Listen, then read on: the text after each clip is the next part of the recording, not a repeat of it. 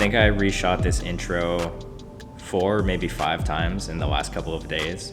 And part of the reason for that is that I'm not a YouTuber, I'm not a vlogger, I don't do this full time. So anytime I have to talk to a camera, it's always super awkward for me. But this time around, that kind of worked to my advantage because in the last week, there's been so many amazing Canon R5 reviews that came out that I feel like I don't have to do the really tedious tests anymore. When I first got this camera, I turned to Facebook and Reddit and I asked you guys, what would you like to see me test that other people hadn't reviewed or maybe hadn't talked about, or maybe they hadn't talked about to your satisfaction? And this is just a short list of stuff that I got back. I don't want to go over the same things that everybody else has already talked about at length. Instead, what I'd like to do is talk about the user experience, talk about using this camera in a real world scenario, and then ultimately determine, is this a viable option for a hybrid shooter like myself? Before I forget, one of the things that you guys specifically asked was that I don't focus on the overheating, because we all know that this camera overheats in certain situations, and I completely agree. I think it is worth mentioning if it overheats when I'm using the camera in a real world scenario, because to me that would affect your experience with the camera. Otherwise, it's not something I'm gonna focus on. I'm not gonna focus on it for clickbait or to try to get more views, because I don't care about any of that stuff.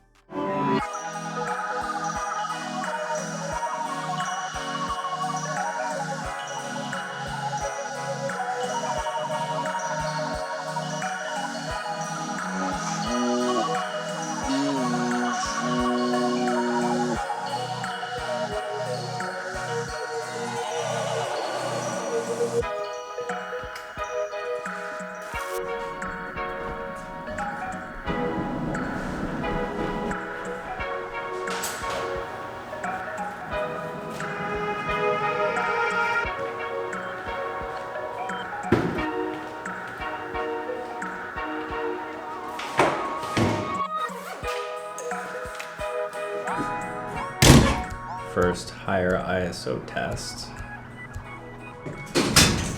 So I think that was my first time noticing that the overheating kind of got in the way, because I was shooting some shots, loading up the gear for my shoot tomorrow, and I did 2 time-lapse takes and I did a couple of the shots for this intro, and then I went to go shoot something in 4K 60 and the camera was almost completely overheated. I think it had like 2 minutes of 4K 60 left, and I was like, I'm not gonna waste it on that. So I'm actually kind of curious to see if that's gonna fill up just from shooting 4K 24, or maybe if I shoot another time lapse, I don't know if it's gonna just fill up that buffer completely.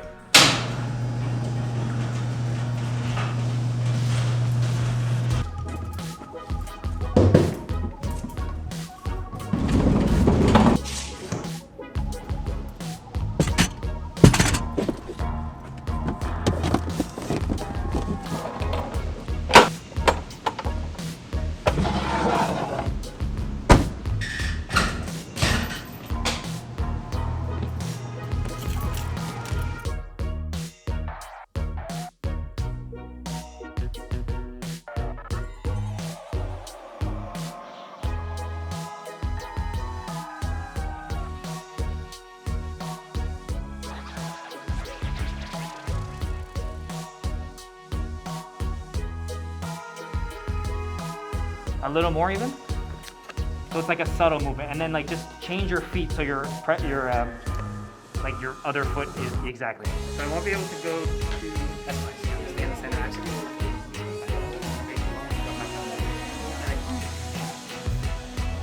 What if you were to change sides?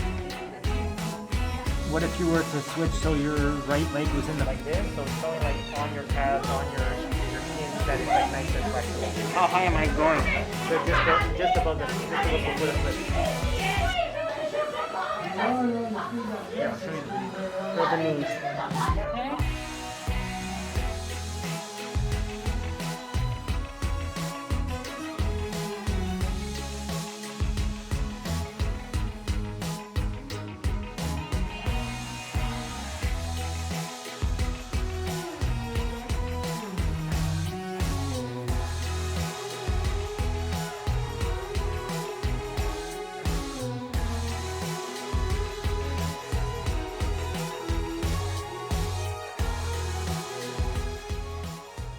As a behind the scenes camera, the R5 absolutely killed it. The IBIS worked really well, the AF tracking was working great, it was staying locked on subjects as I was moving around the set. And being a mirrorless camera, my favorite thing about it is the electronic shutter because it meant that I could shoot a bunch of photos silently on set without disturbing anyone.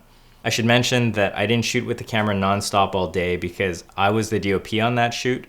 So that means that a lot of the shots I just showed you were filmed by me or my camera assistant Sam while we were between takes on other things. So the camera spent a lot of the time in a camera bag off in the sidelines, and no, in that situation, I didn't have to deal with any overheating issues.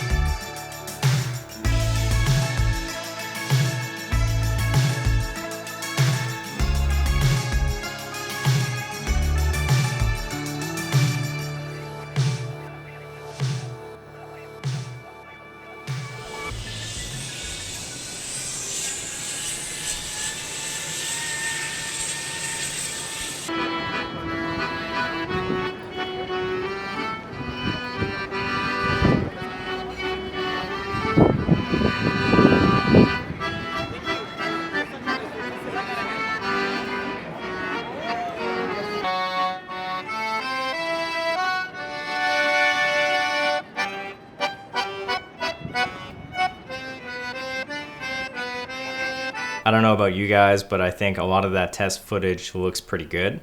And I'm pretty happy with the image from this camera, except, and I know I said I wouldn't focus the review on this, but I gotta mention that the first day that I took the camera out, I shot for 4 or 5 hours that day, and the camera overheated on me 3 separate times within that time frame. Since then, now that I've kind of found the limits of the camera and learned how to adapt to it, I've taken the camera out on 2 other shoots and I was absolutely fine. So take that for what it is. One afternoon when I was testing this camera, I decided to go to the old port of Montreal where there's a zip line that goes across a lake. And right as I got there was a guy ready to go, so I put the camera into a burst photo mode and then shot the whole sequence of him going across the lake. And the AF tracking worked super well. Every shot was in focus. I was super happy with that. But then I switched the camera back to video to discover that I used up my entire buffer of 4K 120 and 4K 60.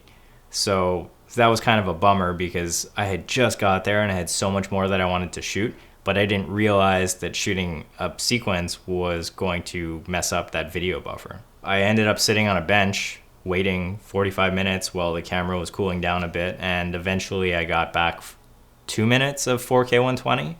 Which for me was enough to get a couple more shots that I wanted to get. I got the water, I got some birds, and then rain came and I had to head home anyways.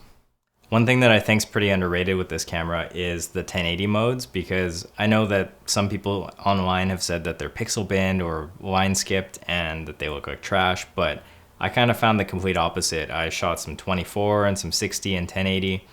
And scaling them up in a 4K timeline, they looked really good, at least for web or for YouTube. So I think, I know it's 2020 and we're all transitioning into that new 4K workflow, but if you want to save on storage space, or if you fill up the buffer in the 4K 60 and you want to shoot something in 1080 60 frames per second, you can, and it looks really good.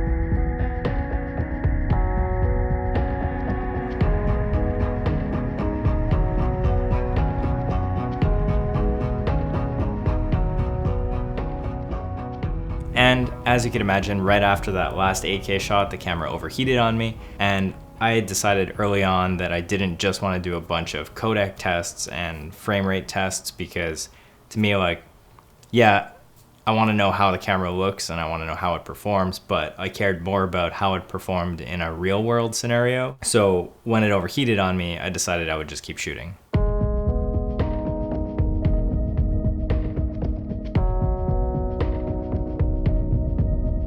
So I'm testing the autofocus on the R5, and what I've really noticed is impressive is if I throw the focus off and then I've got it set to back button autofocus. If I just tap that, it focuses lightning fast.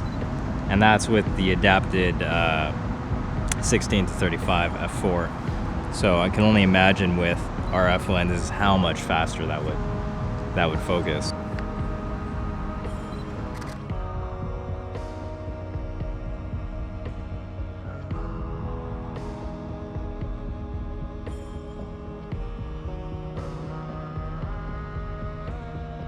Maybe you noticed that there's not a lot of C-Log in this video, and there's a very good reason for that. When you switch this camera into C-Log, the codec changes from an H.264 to an H.265 codec, and there's a lot more color space in there. It's 10-bit, the image looks incredible, but the file sizes are huge, and I don't know if it's my external hard drive that's not reading fast enough, or if it's my 2013 iMac being pushed to the limits, but the workflow was just not working for me, and it was a nightmare to work with because the footage wouldn't play back smooth. It was always choppy or lagging, and I think the only way to get around that would be if you made proxies for everything, but I don't generally like making proxies. I find it takes up too much time and it takes up too much space. So if you're looking at getting this camera and you're excited about shooting in C-Log, maybe make sure that you have some budget aside to upgrade your computer, because I think you're gonna need it. What I'm curious about now is whether or not we as consumers are loud enough to get Canon's attention and have them fix some of these limitations in a future firmware update. I know it's been talked about. I know there is a rumor that it might be happening, but at the moment, there's nothing. And if Canon ever does it, I will do another video like this, and I'll take the camera out into some real world scenarios, and maybe at that point it'll become my A-cam. But for now, this is my main photo camera, and that's it.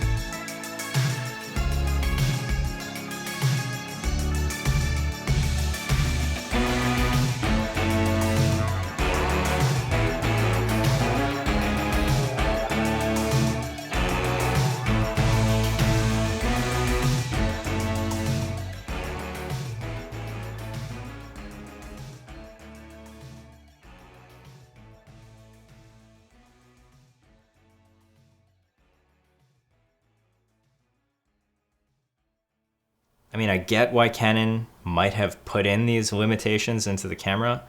I feel like it's an accountant's decision. Force hybrid users to go buy a C300 Mark II and an EOS R5.